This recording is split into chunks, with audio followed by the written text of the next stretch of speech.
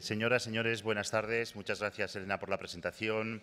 Yo quiero empezar agradeciendo al Museo del Prado y especialmente a uno de los comisarios de la exposición Ingres, Carlos González Navarro, el hecho de haberme invitado a participar en este ciclo de conferencias relacionadas con la exposición de Ingres. Cuando uno lee publicaciones, trabajos, investigaciones sobre Ingres, casi todos los estudiosos coinciden en señalar que Ingres fue un personaje ajeno a la política de su tiempo. Realmente Ingres se preocupó poco por los conceptos políticos que preocupaban a la mayoría de los artistas del siglo XIX, tales como el problema de la nación, el poder, el rey, la iglesia, etc. Él sintió como la necesidad más bien de ser artista casi como si fuera una vocación religiosa, un ideal personal, y lo que consiguió fue el proceso inverso, que los poderes del mundo, los poderes económicos, los poderes políticos se terminasen por plegar a su arte, ¿no?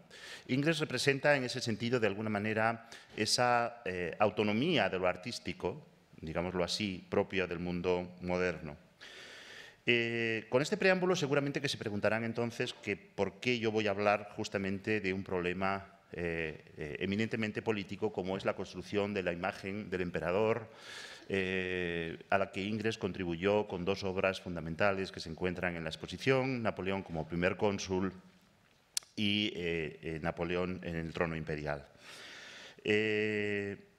Como saben, Ingres consiguió el Prix de Rome, el Premio de Roma, en 1801, pero por motivos económicos no pudo llegar hasta instalarse en la Academia Medici hasta finales de 1806.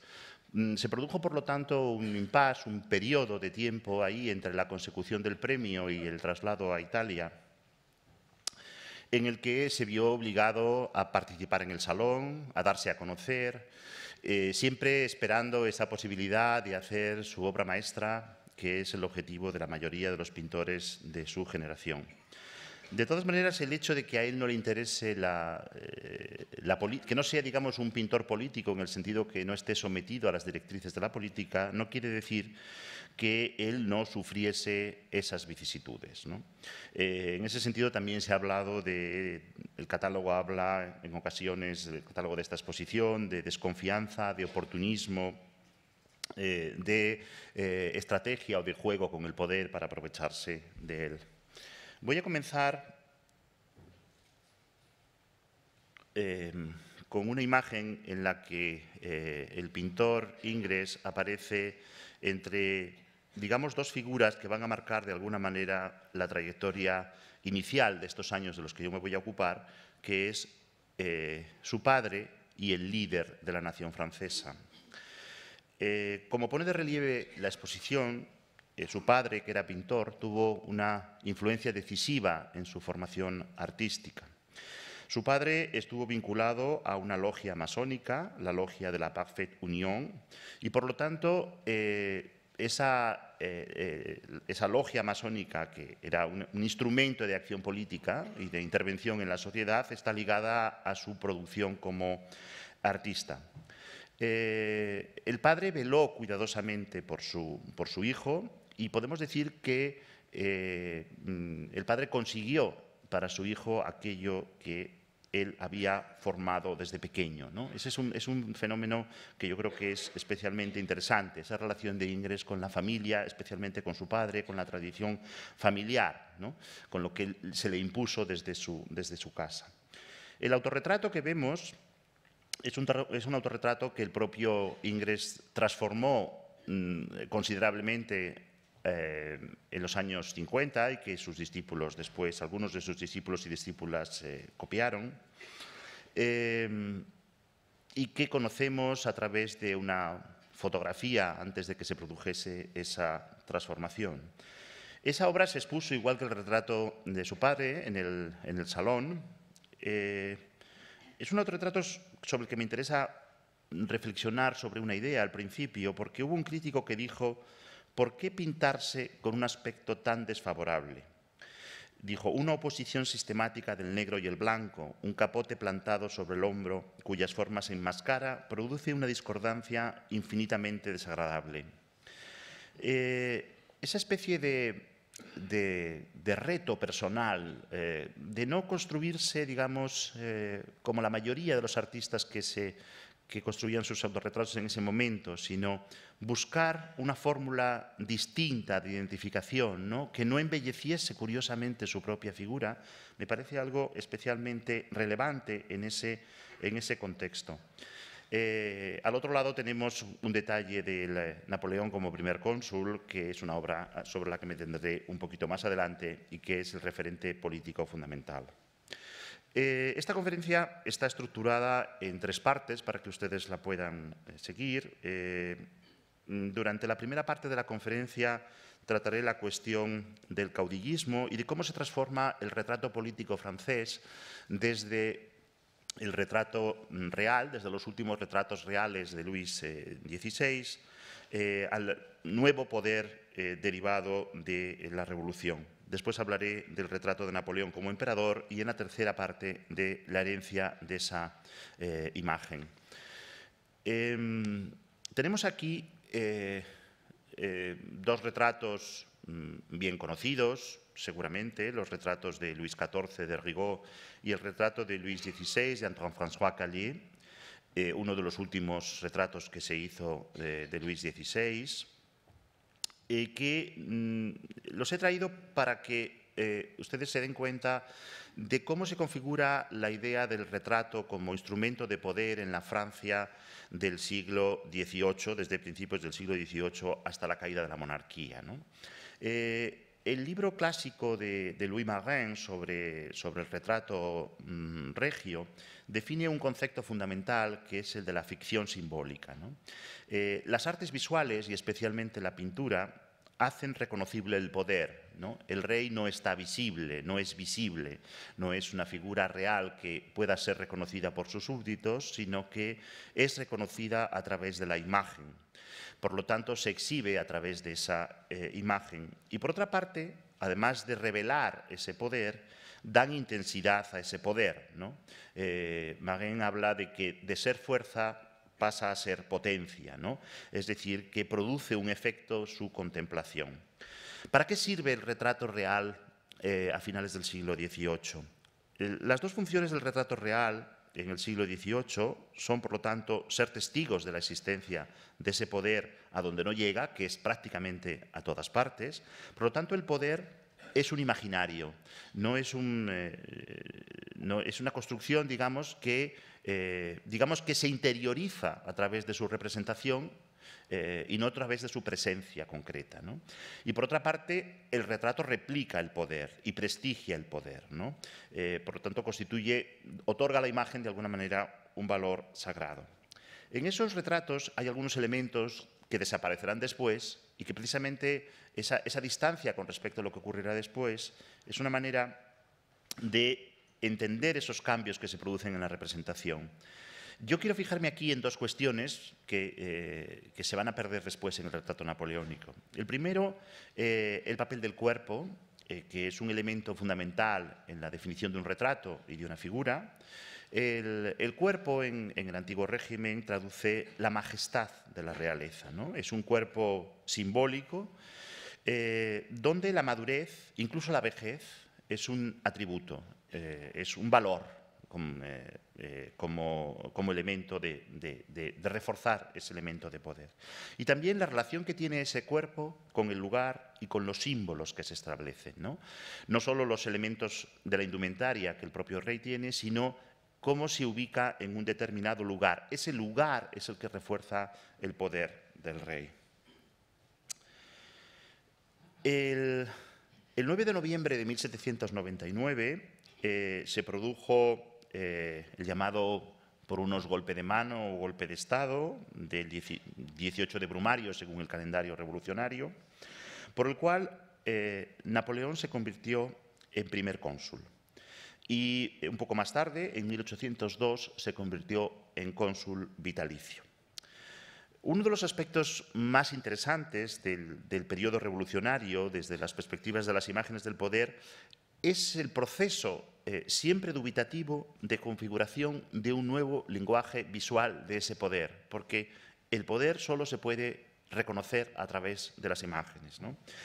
Precisamente lo que quiero subrayar en estas primeras imágenes de la construcción de la imagen de Napoleón como caudillo es la incertidumbre de ese proceso. Es decir, definir ese nuevo poder no es algo que se hace de la noche a la mañana, que no se consigue de repente, pero justamente en esa incertidumbre es como vamos viendo cuáles son las preocupaciones simbólicas de ese nuevo momento. Esos años, el momento en que Napoleón se convierte en primer cónsul y después en cónsul vitalicio, es el momento que podríamos decir de encauzamiento, por utilizar un término casi eufemístico, de la revolución. Coincide con un estado de bancarrota en las finanzas francesas. Eso le afectó a Ingres, por razón por la cual él no pudo viajar a Roma a pesar de haber ganado el premio. Y a pesar de eso, el número de imágenes que tratan de definir ese poder es creciente.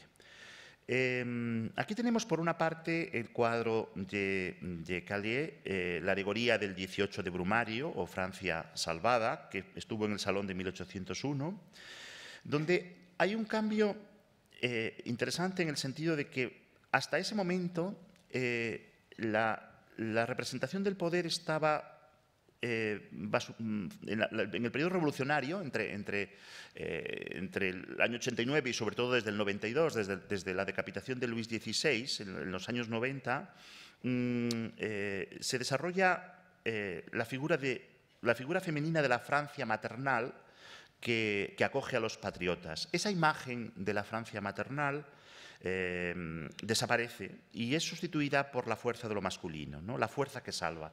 Eso es algo que todos los estudiosos de imágenes políticas y no políticas han observado, cómo se produce en esos años 90 y en torno a 1800 precisamente un cambio de valores y un énfasis cada vez mayor de la fuerza de lo masculino, que tiene que ver en gran medida después con todo el poder del ejército y con toda la expansión francesa, ¿no?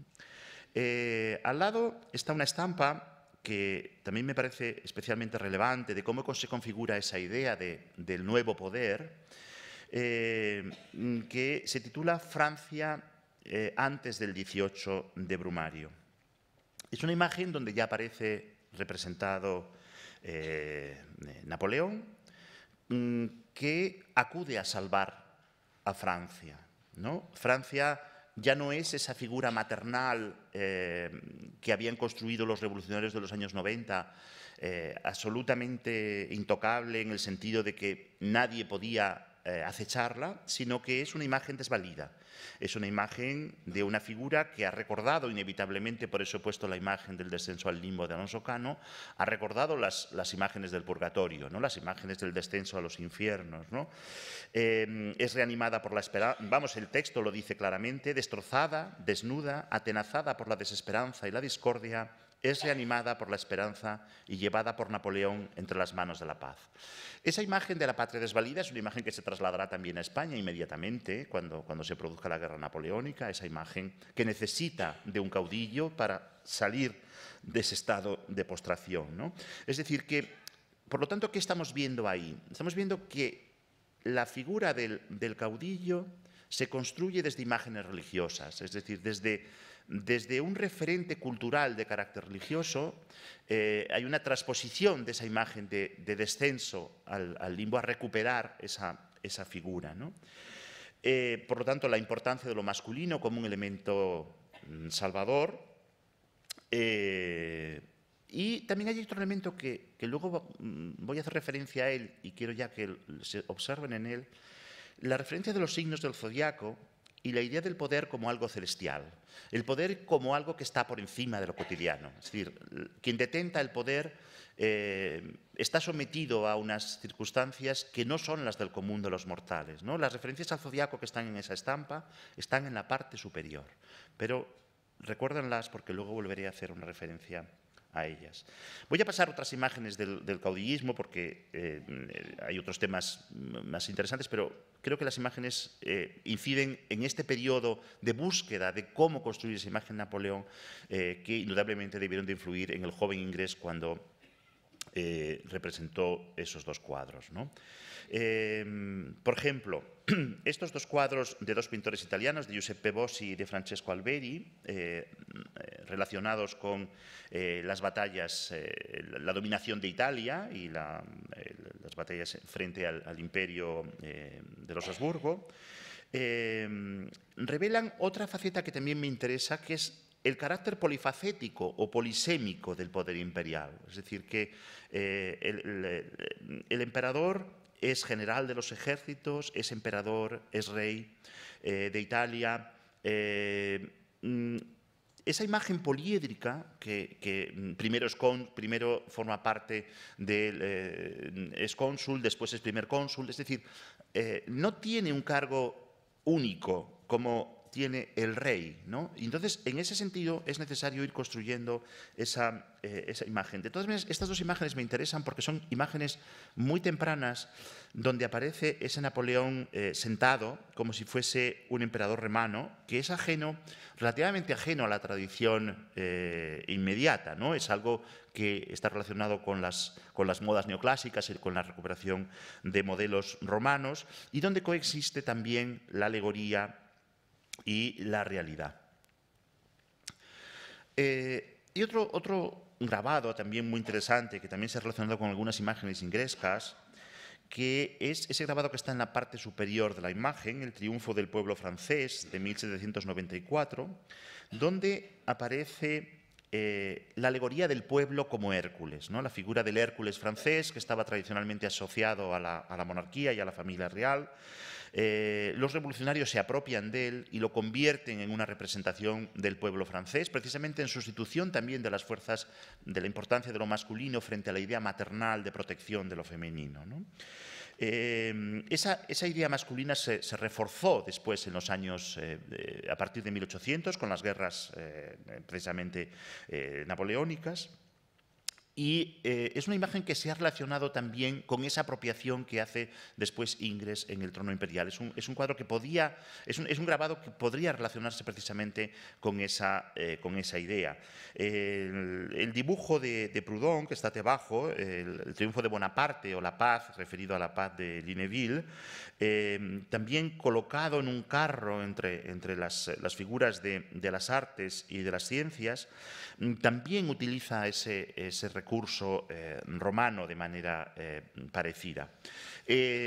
No me voy a detener en esta obra porque requeriría evidentemente más extensión, pero creo que es uno de los referentes fundamentales en la construcción de la iconografía napoleónica. El Napoleón cruzando el Gran San Bernardo de David. David se convierte en pintor napoleónico y indudablemente Ingres llega al taller de David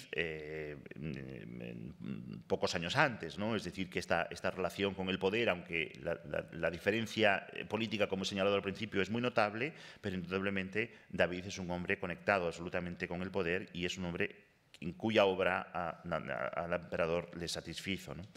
Esa combinación entre calma y fiereza, la precisión del dibujo, ese gobernante sin obstáculos, ¿no? Y sobre todo hay también otro elemento que indudablemente está después en Ingres, que es en el que me quiero fijar, que es la utilización de la legitimidad histórica. En la parte baja del cuadro aparecen, junto al nombre de Bonaparte, los nombres de Aníbal y Carlomagno, ¿no? Es decir, que Napoleón está utilizando, por lo tanto, una legitimación histórica remota y no la tradición inmediata para ubicarse en el poder, ¿no? Es decir, ese elemento, indudablemente, es retomado después también por Ingres. En la primera década del siglo XIX hubo muchísimas imágenes de carácter más o menos popular, ¿no? De lo que llamaríamos hoy merchandising en relación con la política, con las exposiciones, ¿no? Es el momento en que hay una mediana cultura que quiere tener imágenes del poder y que no son los grandes cuadros ni las grandes obras que conocemos, ¿no? Pero que son interesantes para ver cómo se interioriza esa imagen del nuevo poder. Y eso me parece un fenómeno muy, muy interesante, ¿no? El Museo Carnavalet de París tiene una colección extraordinaria de todo tipo de objetos de pequeño tamaño que eran como recordatorios de cosas que iban produciéndose, ¿no? De esa idea tan decimonónica que es la conciencia del tiempo, la conciencia de vivir un hecho histórico y de querer tener un recuerdo de ese acontecimiento histórico, ¿no? Todo lo que va ocurriendo se vive como trascendental, ¿no? Que es algo propio de nuestro mundo contemporáneo. Ese modo de encumbrar a Bonaparte, por ejemplo, en esa medalla, ¿no? Del Senado y el pueblo ensalzando a Bonaparte, ¿no? Donde se interpreta esa idea del caudillo como un héroe del pueblo, como alguien que se levanta desde el suelo, como las primeras nombramientos de los primeros reyes de la Edad Media, ¿no? Que se les levanta sobre el escudo. Se está tomando esa iconografía, es decir, está la idea de volver hacia atrás, de volver al principio, que es una idea también muy ingresca, volver a comenzar, a ver cómo se produjo todo desde el comienzo, ¿no? O esa otra imagen también típicamente de caudillo, que es ese dibujo que está grabado en la derecha. Francia confía sus fuerzas a Bonaparte, con una etiqueta que dice: Francia confía sus fuerzas a la prudencia y el valor de Bonaparte para que por el número de sus victorias obligue a sus enemigos a aceptar la paz que les ofrece, ¿no? Es decir, la legitimación del poder viene del triunfo militar, que es algo nuevo y no viene por la tradición de la familia. Llegamos así al primer cuadro, que es objeto de esta conferencia, que está en las salas del museo, Napoleón como primer cónsul, ¿no? Un cuadro que es el primer retrato que hace Ingres de un gobernante. Es un retrato, podríamos decir, un retrato de Estado, en pie, donde Napoleón va vestido con un terciopelo rojo, y se ubica en la ciudad de Lieja, parte de cuyo caserío urbano contemplamos a través de la ventana, porque iba destinado a la prefectura de Lieja, entonces parte del imperio. Quisiera destacar de este cuadro, desde el punto de vista estilístico, la firmeza del dibujo, como va a ser habitual en Ingres a lo largo de toda su vida, que yo creo que es posible también relacionarla en un cierto sentido sociológico con esa austeridad también de los nuevos tiempos, ¿no? Como si, no sé, hasta cierto punto el cónsul parece como un oficial más, un oficial cualquiera, firmando un documento, y por lo tanto pone de relieve, digamos, su honradez, ¿no? Hay una idea como de honradez visual, ¿no? De responsabilidad, de acción política, digámoslo así. Su poder viene porque se compromete, digamos, con la acción política, ¿no? Y yo creo que esa manera de pintar también está en relación con eso. Se ha sugerido, los estudiosos de Ingres, al ver este cuadro, han sugerido un conocimiento de los primitivos flamencos, un término que todos los estudiosos de los primitivos flamencos, por cierto, detestan, porque no hay nada más sofisticado y más elaborado que la pintura flamenca como para llamarla primitiva, ¿no? Es uno de esos términos artísticos, uno de tantos que realmente responde poco a lo que... Pero yo tengo que respetarlo porque para Ingres seguramente era una idea primitiva frente a lo que era la sofisticación representativa de las academias en su momento, ¿no?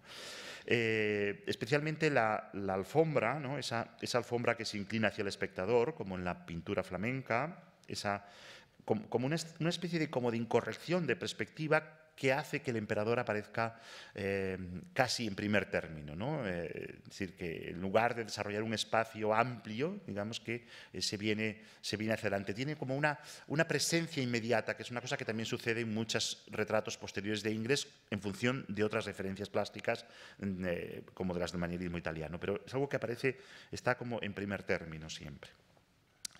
La historia del cuadro nos da algunas explicaciones de lo que este cuadro, de lo que hay detrás de él, ¿no? Napoleón había viajado en compañía de Josefina por el norte de Francia y había visitado Lieja, que pasó a formar parte de Francia por el Tratado de Lunéville en 1801. Por lo tanto, el viaje de Napoleón a Lieja tenía un carácter de reafirmación territorial. Parece ser que las autoridades locales dictaron un decreto de reconstrucción de la ciudad con un presupuesto de 300.000 francos y los papeles que están en la mesa hacen referencia a ello y precisamente Lieja había sido destruida por las tropas austriacas y digamos que Napoleón aparece como una figura que va a reconstruir la ciudad y el cuadro se interpreta como una gratitud al emperador, ¿no? No fue el único retrato de Napoleón como primer cónsul que se pintó en esa época. Además del de Ingres, pintaron otros cuadros, Grès, Lefebvre, Meunier, Benoit, cada uno de ellos para las distintas prefecturas visitadas.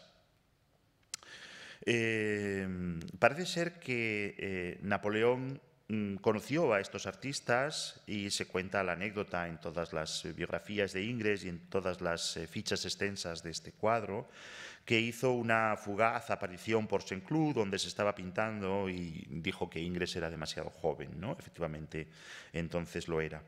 Ingres acabó la pintura en julio de 1804, no se expuso en el Salón de París, seguramente porque ya era emperador y no era propio exhibir una pintura de un retrato en el salón. No olviden que el salón, aunque aparentemente lo consideramos siempre una exposición de pinturas en el sentido plástico y autónomo de las imágenes, en realidad eran imágenes representativas y los retratos tenían una función representativa fundamental. Quien iba a ver la exposición iba a conocer a las grandes personas de la sociedad y esas personas a reconocerse a sí mismos, ¿no? Y por lo tanto no tenía mucho sentido exhibir en París un cuadro de alguien como Napoleón, que ya no era primer cónsul, ¿no? Salió para Lieja en 1805 y sí que se exhibió en Lieja. De forma más concreta, quisiera llamar la atención sobre tres aspectos del cuadro. En primer lugar, la indumentaria, ¿no? En la indumentaria de Napoleón hay testimonios de su poder militar. Lleva la espada, conocida como la Regente, que había sido diseñada en 1803 por Nitot con diamantes, aunque no va vestido de militar. La indumentaria es un elemento siempre muy importante del retrato, ¿no? Porque cuando uno se retrata en una imagen que quiere enviar a alguien o dejar para la posteridad, la indumentaria está en relación con lo que quiere parecer el personaje en público, está en relación con su propio comportamiento, con lo que se espera de él, con su dimensión social, ¿no?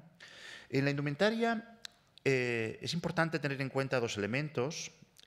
Primero, el corte de la tela y la tela propiamente dicho. El corte establece una determinada relación con el cuerpo y una visibilidad del cuerpo, ¿no?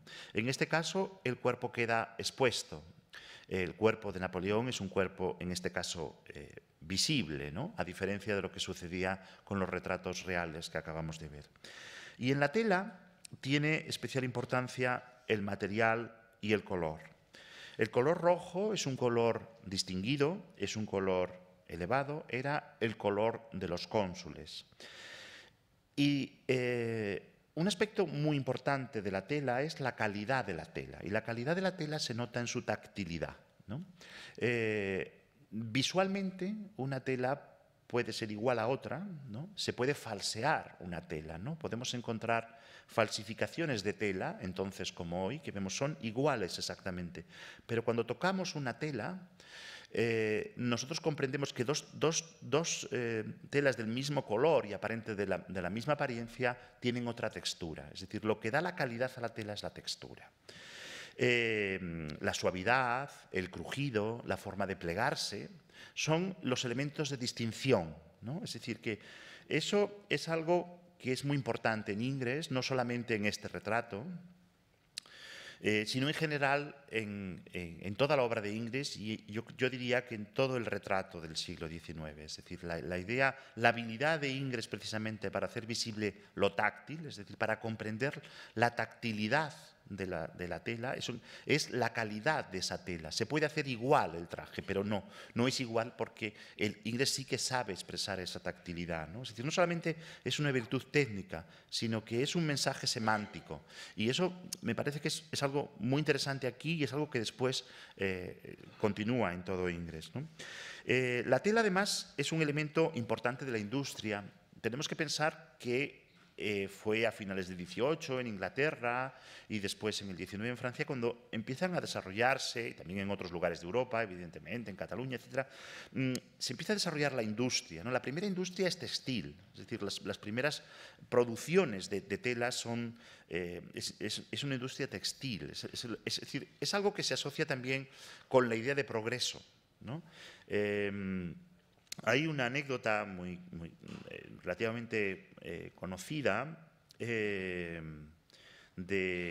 las memorias de la duquesa de Abgand, en unas publicadas en Bruselas en 1837, que cuenta cuenta así muy divertido porque ella quiere parecer alguien, ¿no? Y entonces habla de que ella iba al mismo sastre y su madre al mismo sastre que la Josefina y esas cosas así. Es como una especie de historia social casi un poco banalizada de las cosas que pasaban en el París de principios del siglo XIX, y dice que un tal señor Levasseur es el que suministraba telas a la corte de Napoleón, y ese señor Levasseur quería convencer a Napoleón de que utilizase las telas de Lyon precisamente con objeto de alentar la industria lionesa, pero no lo terminaba de conseguir. Y entonces pues utilizó a Josefina para que convenciese a Napoleón, y finalmente lo consiguió. Le presentó esas telas bordadas de rojo. Los generales se burlaban, ¿no? Con esas telas, decían que parecía un cómico, pero Napoleón, persuadido del interés del progreso de Lyon, aceptó precisamente esas telas. Es decir, que algo que aparentemente es tan secundario acaba por tener una importancia grande. Otro elemento siempre del retrato es la pose, la gestualidad, ¿no? Cómo nos colocamos, cómo queremos colocarnos, cuál es nuestra mejor posición, ¿no? Hoy hablamos de comunicación no verbal, ¿no? Sabemos que los gestos comunican, informan más allá de las palabras propiamente dichas, ¿no? En la construcción de un líder era necesario definir unas formas, ¿no? Es necesario darle singularidad, darle tenacidad, resolución, etcétera, ¿no? Y frente a esa idea exhibicionista que tenían Luis XIV o Luis XVI en los retratos que hemos visto al principio, Napoleón sigue unas reglas de compostura, ¿no? Esas reglas evidentemente no son de Ingres, no es que Ingres eligiese esa postura está en otros retratos similares de Napoleón realizados entonces, pero creo que es importante tenerlo en cuenta, ¿no? La mano derecha de Napoleón señala los decretos, es decir, que tiene una misión explicativa que viene de una tradición histórico-artística, y la mano izquierda está oculta, ¿no? Esa mano izquierda oculta se ha relacionado con una forma de educación, ¿no? Que aparece en muchos retratos del siglo XVIII y de principios del siglo XIX, y que parece que se relaciona con un manual de comportamiento de François Nivellon, escrito a principios del XVIII, que tenía grabados y que indicaba cómo había que comportarse, ¿no? En el siglo XVIII es el siglo de las normas del comportamiento, y el XIX también lo es. Esa postura transmite un determinado estatus, una determinada educación. Hay otro elemento en el cuadro que es importantísimo, como siempre, a lo largo de la historia del arte, que es el fondo. A través de esa ventana del fondo, nosotros vemos una parte de la ciudad de Lieja, con la catedral de Saint-Lambert y la ciudadela de Lieja a la lejanía. La catedral de Lieja, la catedral de Saint-Lambert, había sido destruida por las tropas austriacas a finales del siglo XIX durante el sitio de Lieja, y permaneció destruida durante 3 décadas. Ahí tienen un grabado de comienzos del siglo XIX donde se ve la catedral cómo estaba la catedral de Saint-Lambert después de la destrucción, ¿no? suponemos que Ingres, que nunca estuvo en Lieja, copió esa vista de un grabado del siglo XVII que está ahí en el centro, pero lo que me interesa es que, por una parte, Ingres recurre al mismo recurso que utilizaban los maestros flamencos, aunque yo en este caso he traído una obra italiana de Ghirlandaio, pero muy relacionada con el mundo flamenco, y con esa relación significante del fondo con el tema, y presenta una imagen de la catedral como si estuviese en pie, ¿no? Es decir, que lo que está hablando ya es de la idea de la reconstrucción de Napoleón, es decir, ni siquiera nos está dando una imagen real de cómo era Lieja en aquel momento, ¿no? Eso es lo que me interesa especialmente subrayar. Y yo creo que también hay otra relación más, que es la relación Lieja había sido gobernada hasta fines del siglo XVIII por el príncipe obispo, que era uno de los electores del Sacro Imperio Romano Germánico, ¿no? Y yo creo que hay una relación simbólica entre el poder que representa el príncipe obispo y la catedral como la sede del obispo, al elegir precisamente ese elemento, ¿no? Es como una idea de un poder sustitutivo, en cierta manera, ¿no? En esta segunda parte de la conferencia voy a hablar de una de las obras, yo creo, no me atrevo a decir de las obras cumbres de Ingres porque realmente estamos en su primera época, pero sí una de las obras fundamentales, por lo menos de los primeros años de Ingres, que es el retrato de Napoleón en el trono, ¿no? Vamos a ver cómo se gesta. Yo he tratado de imaginarme cómo pudo construirse el imaginario de Ingres, qué pudo ver y qué pudo querer decir a la hora de hacer ese retrato tan absolutamente distinto de cualquier otro retrato de Napoleón, tan cargado de contenidos y de mensajes, ¿no? Como se sabe, Napoleón, desde que fue proclamado emperador hasta que fue coronado, pasaron varios meses, ¿no? No fue un momento, no se produjo de forma inmediata, ¿no? Napoleón fue proclamado emperador en julio y estuvo mirando cómo hacer una ceremonia oficial de proclamación, de visibilización de su condición de emperador, como habían hecho los reyes en la Catedral de Reims, ¿no? Por lo tanto, hubo un tiempo de pensar cómo era ese ritual y cómo había que cuidar los mínimos detalles. Cuando hablo de cuidar los detalles, no me refiero solo al protocolo del momento, sino cómo tenían que estar colocadas las personas, qué es lo que tenía que hacer cada cual, qué es lo que tenía que hacer el emperador, sobre todo cómo iba a ir vestido, ¿no? Todas esas cuestiones.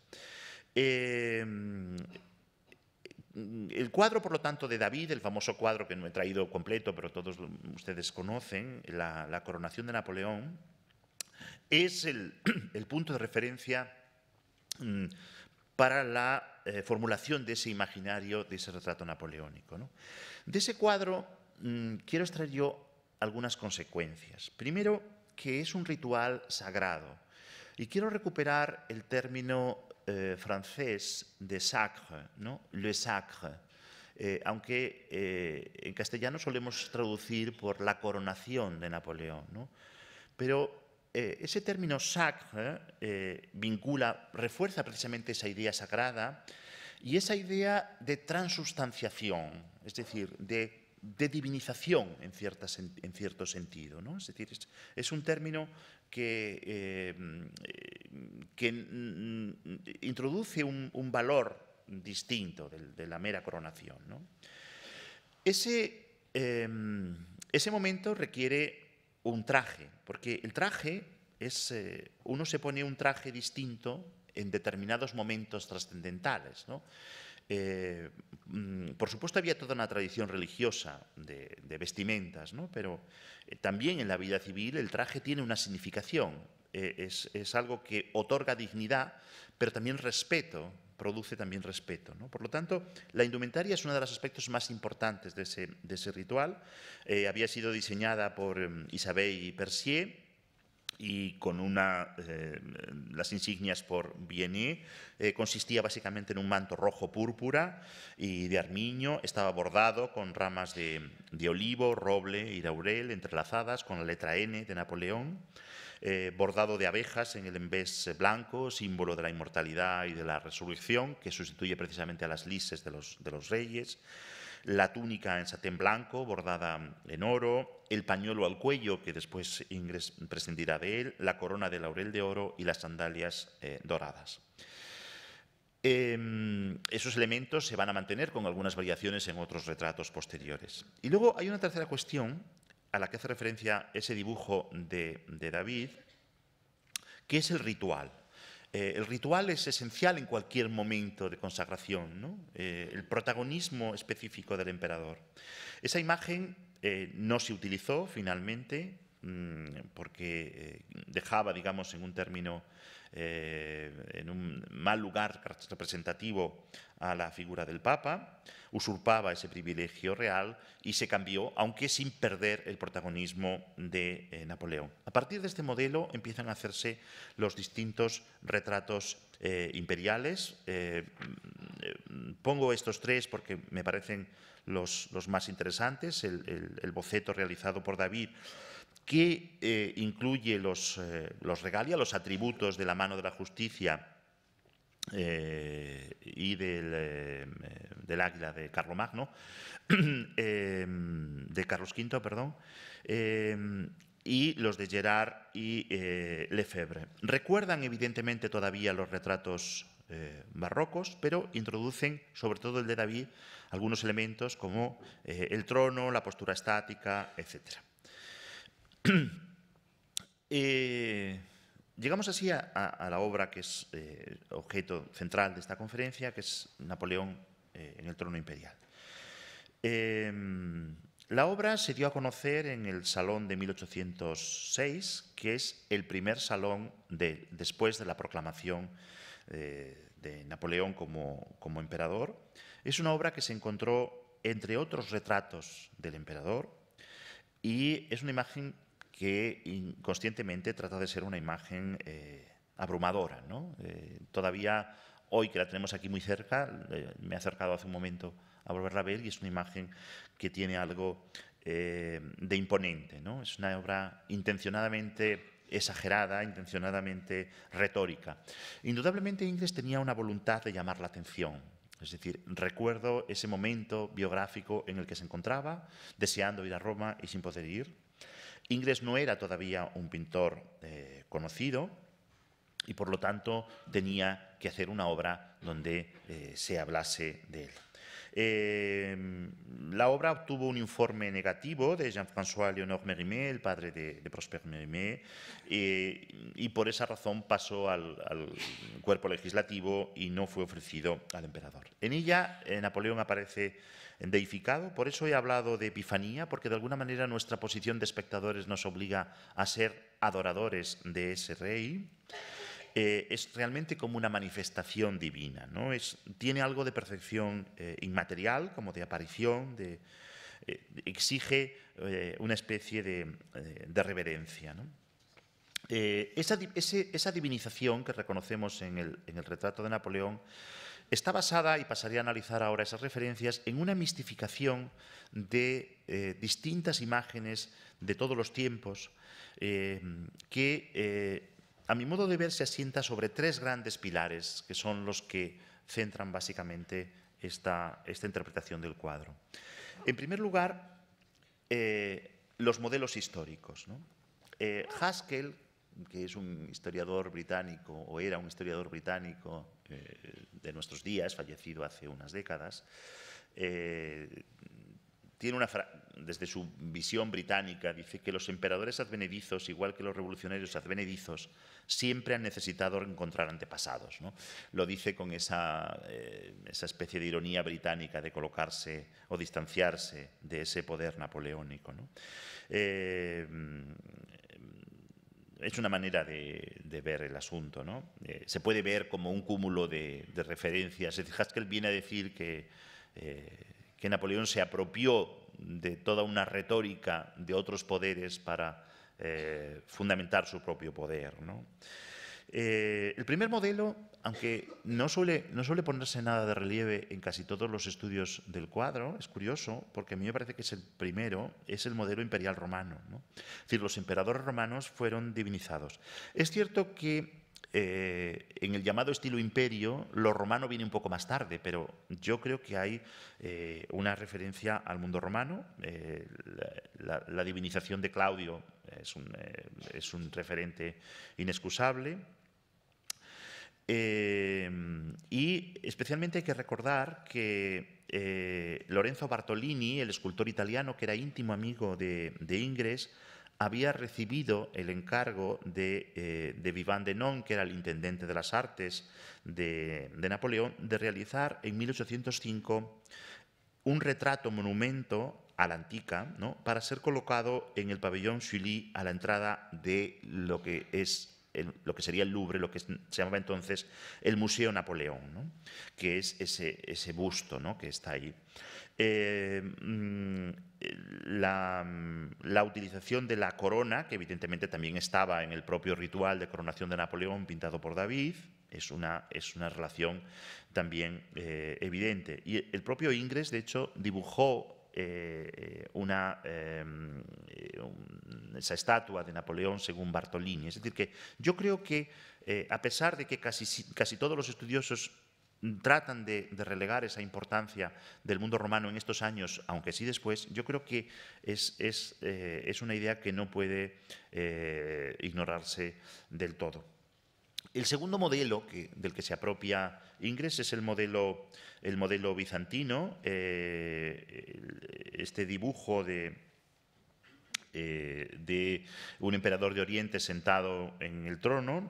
Recuerda tantas tallas en marfil de los primeros siglos del Imperio bizantino, y revela el conocimiento, es un testimonio inapelable de ese conocimiento, de esa divinización imperial que se producía en época bizantina, de esa importancia de la apariencia, de la idea del basileus bizantino como el elegido por Dios. Los actos del emperador son actos divinos, hay una asimilación del emperador con lo divino. La tercera referencia es el modelo mitológico, que está presente en la cultura artística y en general en la cultura y en el pensamiento europeo del momento. Se ha relacionado esa figura con la figura de Fidias, con la estatua de Zeus, ese sentido aterrador, es decir, Dios no puede ser contemplado porque no, es una figura tan misteriosa que nos destruiría, ¿no? Esa idea de que el ser humano no puede acercarse a la contemplación de lo divino porque su inmensa grandeza conllevaría la destrucción. Esa idea que también está en la tradición griega. Llega a través de probablemente de los grabados de Flaxman que se divulgaron por toda Europa. Bueno, he puesto estos dos ejemplos, pero hay otros ejemplos donde también aparecen esas mismas representaciones, incluso la propia figura del Zeus, de la reconstrucción del Zeus de Olimpia atribuido a Fidias. Yo me he permitido también establecer una relación con una escultura clásica, que es la estatua de Ganimedes helenística, copia de un original más antiguo que está en los museos vaticanos, porque uno de los elementos más sorprendentes del cuadro de Ingres es que la figura simbólica del águila imperial francesa, que lleva las alas habitualmente más cerradas y que es un elemento accesorio, aparece aquí incluido en la alfombra en la que está colocado Napoleón y lleva las alas desplegadas. Es decir, es como si ese águila hubiese llevado a Napoleón a la gloria, de alguna manera, en un sentido inverso a la propia estatua de Ganimedes.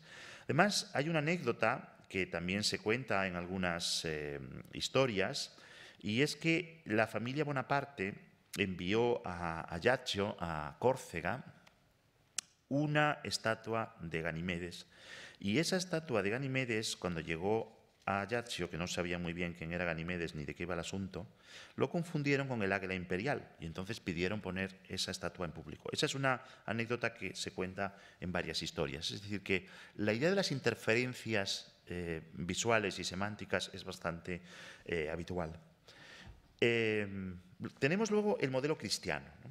El modelo cristiano, la apropiación de lo cristiano, de la iconografía religiosa del mundo cristiano, es la más habitual porque es la que estaba más cercana, ¿no? Por un lado hay que referirse al poder papal. En un dibujo del cuadro se reconocen mejor los dos escudos que están representados detrás, uno de los cuales hace referencia a los estados pontificios. En ese sentido, se ha sugerido que Napoleón podría haber tenido en un primer lugar la idea de representar a Napoleón como rey de Italia, o en todo caso de recordar que Napoleón, además de emperador, era rey de Italia. En ese mismo momento, otros artistas, como Appiani, por ejemplo, representaron a Napoleón como rey de Italia. Es decir, que de alguna manera se está subrayando ese nuevo poder que aprovecha lo religioso como un pontífice, es decir, tiene el poder del pontífice, un poder también intermediario entre Dios y los hombres.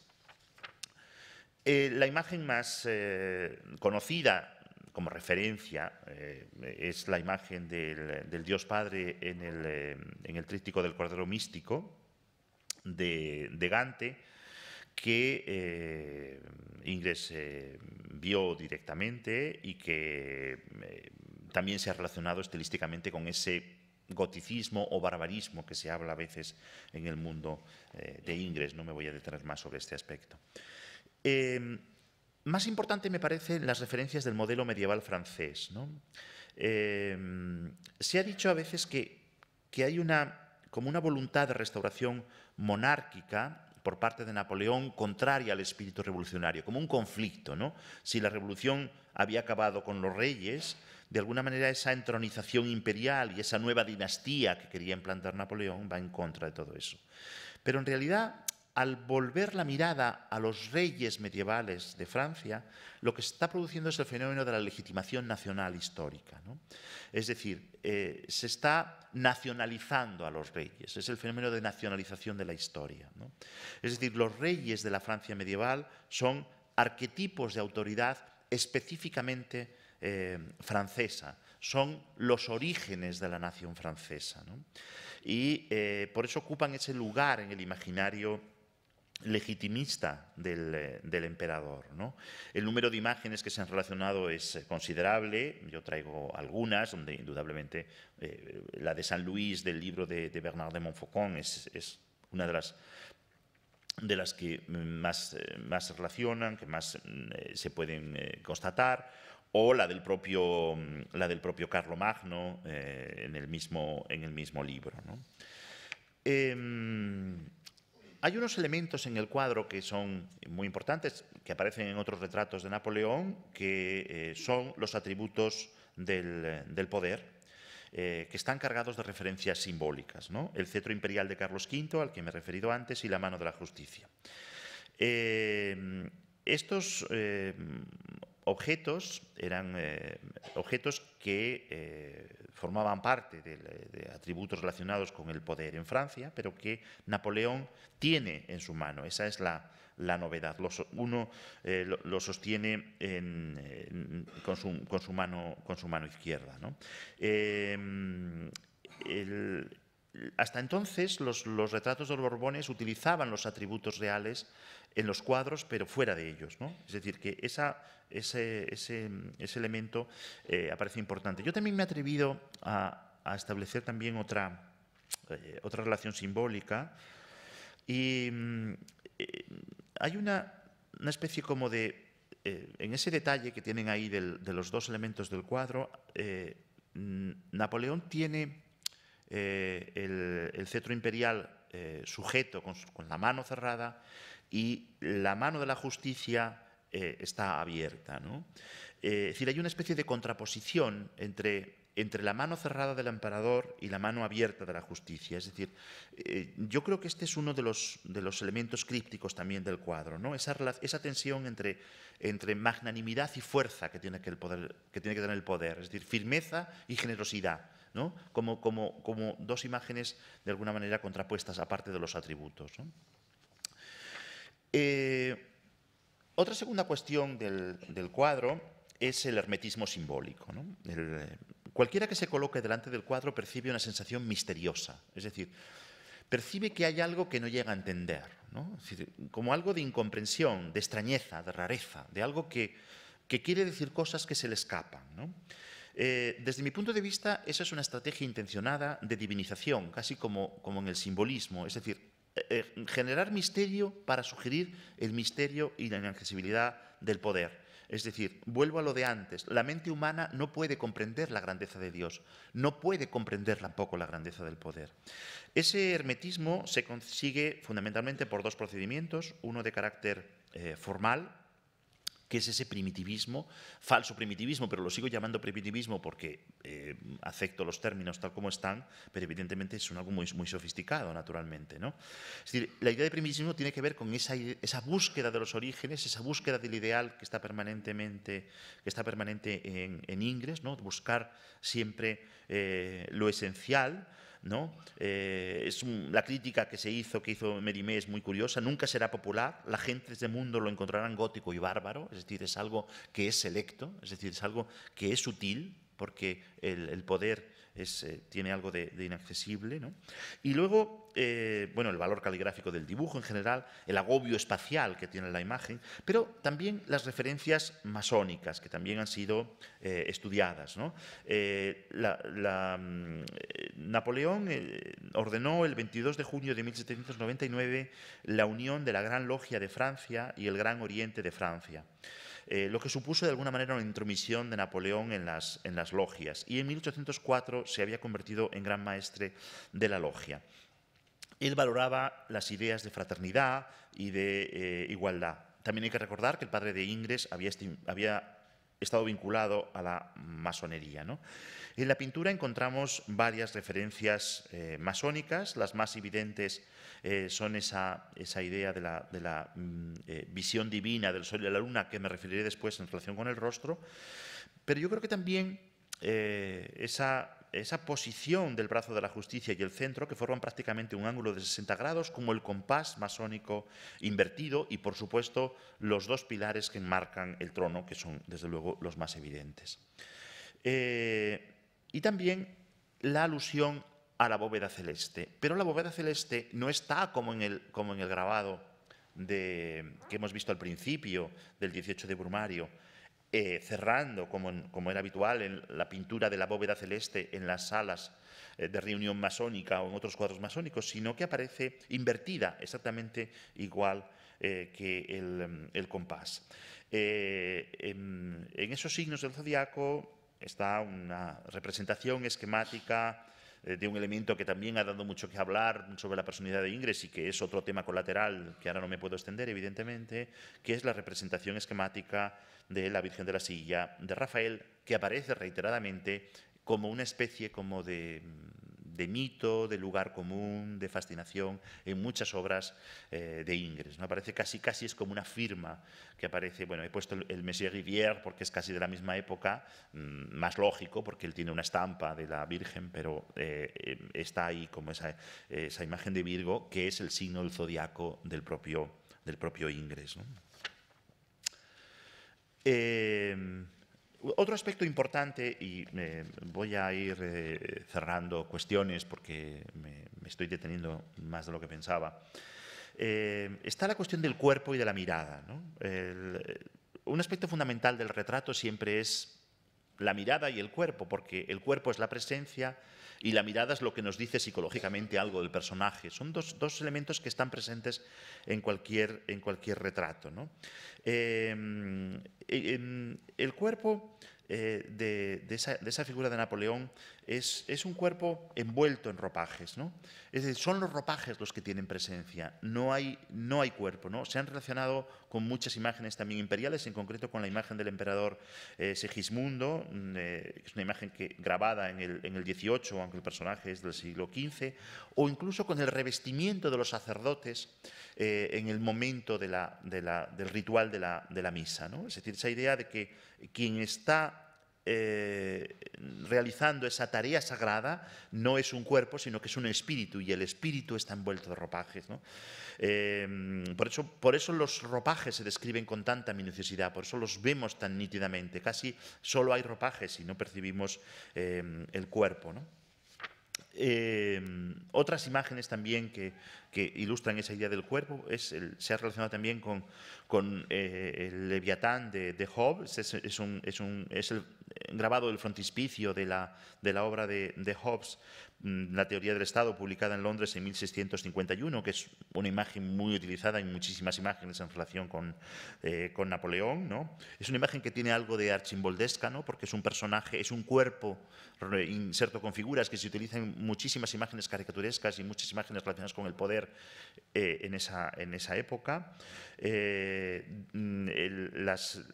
La forma de tener esos dos, el poder civil, el poder de la espada y el poder de la religión, y todo lo que suscita el Leviatán, ¿no? El control de la naturaleza, la arbitrariedad de la naturaleza, el poder como control, está muy relacionado también con lo que significa la figura de Napoleón. Es muy importante el pie de Napoleón. Esto indudablemente hay que relacionarlo con la idea de besar el pie. A los papas se les besaba el pie, hasta Pablo VI existía el ritual de besar el pie. Las imágenes religiosas donde aparecen figuras que besan el pie como una señal de sumisión es muy abundante, y esa figura, ese pie que sale justo a la altura de nuestra mirada, es el pie que hay que besar. Es un cuerpo quieto, el cuerpo de Napoleón, es un cuerpo sentado, que es relativamente raro en los retratos reales. Eso acentúa la idea de entronización, de inmutabilidad, ¿no? Ese carácter rígido. El poder no se mueve, el poder no es orgánico. La idea de moverse o moverse con rapidez genera inestabilidad, genera dudas. La quietud siempre la asociamos con el poder, la tranquilidad, el hieratismo, ¿no? La solemnidad. Eso me parece un tema mucho más interesante, que también daría para más desarrollo, porque, curiosamente, hay una caricatura, la caricatura, tanto la que se realiza a favor como contra Napoleón, es muy interesante, de esa importancia del movimiento y de los gestos, ¿no? Este es una caricatura que alude a un actor. Los actores los actores y las actrices en el siglo XVIII y XIX eran personajes de una extraordinaria fama, ¿no? Alude a François Talma, que Napoleón conoció en 1700 Napoleón, y Talma parodia la pose de Napoleón como el Marte de Canova, ¿no? No lo he puesto aquí, la famosa escultura de Napoleón como Marte, ¿no? Y este grabado sugiere que el actor Talma está enseñando al emperador cómo debe colocarse, ¿no? Es decir, como diciéndole, yo te enseño cómo tienes que colocarte para sugerir poder, ¿no? Evidentemente es una caricatura crítica contra la figura de Napoleón. Napoleón está ridiculizado, ¿no? Porque lo que hace es una parodia del actor, ¿no? Pero lo que quiero decir es cuán importante es el gesto determinado para aludir el poder. La mirada es un aspecto fundamental del retrato, porque cuando nosotros miramos a alguien en un retrato o al natural, nos fijamos en su mirada, en su forma de mirar y en la forma de mirarnos. Es decir, que la mirada es algo que va en las dos direcciones. Es la única parte visible del cuerpo, es el elemento fundamental del rostro, y yo diría que Napoleón es alguien que nos mira. No al que miramos, es decir, lo ve como Dios, esa idea de que Dios lo ve todo y es un Dios que está mirando todo lo que ocurre sin necesidad de moverse, ¿no? En ese sentido también se ha dicho que es un rostro sin cuerpo, ¿no? el rostro está pintado de tal manera que se concentra en esa mirada. Es un rostro radiante, como un sol. Se ha subrayado la importancia sucesiva de los círculos, ¿no? El respaldo del trono, la legión de honor que lleva sobre el pecho, la corona de laurel, el cuello. Son como distintos círculos concéntricos que subrayan esa idea de mirada concentrada en el rostro. No lleva la corbata de la coronación, a diferencia de las otras imágenes imperiales, lo cual es una manera de no querer interrumpir esa idea. Curiosamente, todos los críticos hablan del color lunar del rostro de Napoleón, ¿no? Es decir, es sol y es luna. De hecho, la crítica habla de la palidez lunar del rostro, ¿no? Se hizo ese juego de palabras de que Ingres estaba... se habla de un malingre, ¿no? Malingre, enfermizo, ¿no? El juego de palabras de un mal Ingres, malingre, enfermizo. Ese juego de palabras es decir que quien está enfermizo es porque tiene un mal color en la piel, ¿no? Yo creo que eso es intencionado por parte de Ingres, es decir, es una síntesis de sol y luna que eran elementos masónicos, ¿no? A mi modo de ver. Bueno, no quiero alargarles mucho más, voy a pasar rápidamente lo que era la tercera parte de la charla, que es una especie de... las imágenes son muy elocuentes y quería fijarme en algunas repercusiones inmediatas de estas imágenes, ¿no? El éxito visual, la fortuna crítica de esta imagen fue tal que bueno, se ha seguido utilizando hasta hoy, evidentemente. Yo solamente quería llegar hasta mediados del siglo XIX, como el propio Ingres y otros artistas siguen haciendo recreaciones o revisiones de esa imagen, a pesar de la crítica negativa que tuvo en el Salón, ¿no? El propio Ingres proyectó una pintura para pintar en el Salón, para presentar en el Salón, que no llegaría a realizar, el paso del Rin, referido a un episodio anterior a la batalla de Austerlitz, donde realmente concibe a Napoleón como si se levantase de ese trono. Fue una imagen muy popular porque fue grabada por Charles Coquer dentro de un espíritu de propaganda, ¿no? En todas las pinturas que presentan a Napoleón como rey de Italia hacia 1808 se retoma esa misma idea, esa misma forma del trono, esos mismos estilemas que vienen del cuadro citado. Algunas estampas también, algunas muy curiosas, como la de Goubod, por ejemplo, la alegoría de la gloria de su majestad el emperador de 1811, que evidentemente tienen todo nos hacen sonreír porque producen es decir, el defecto de los imitadores, como tantas veces se dice, ¿no? Se pierde ese sentido misterioso, ese sentido inescrutable que tiene la pintura de Ingres, lo convierte en un disfraz, ¿no? Que también es un poco la esclavitud de la imitación, que me parece tan interesante. Muy interesante también es la de Aubert, Napoleón el Grande, que habla de astro brillante, es decir, la cara ya...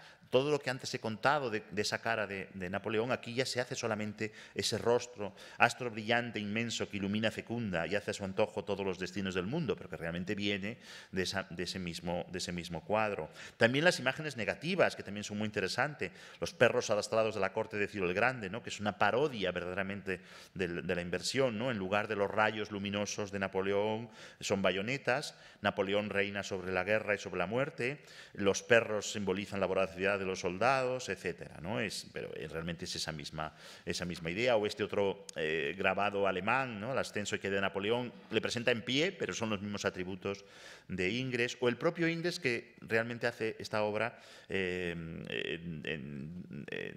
Carlos X, ya en la Restauración, que carece completamente, se dice, de la terribilidad. A mí creo que es lícito emplear este adjetivo que generalmente es privativo de Miguel Ángel, pero que realmente es verdad. Es decir, que aquí también es un rey de opereta, realmente, Carlos X, ¿no? Sustituye los elementos, pero realmente carece de esa fuerza. Es un cuadro verdaderamente muy, muy distinto.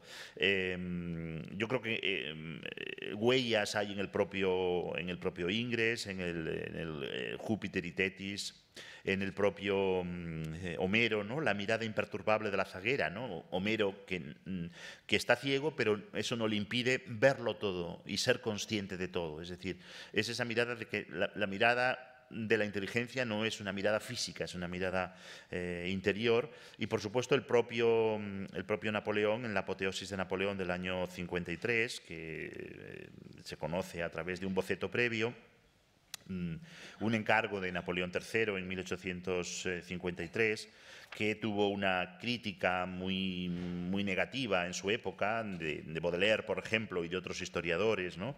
Dice que el más grave reproche que se podía hacer a esta obra es la falta de sentimiento sobrenatural, ¿no? Dice Baudelaire, los caballos arrastran el carro hacia la tierra, parece que pesa, parece que se va a caer, ¿no? El conjunto, como un globo sin gas, que hubiera conservado todo su lastre, va a estrellarse inevitablemente sobre la superficie del planeta.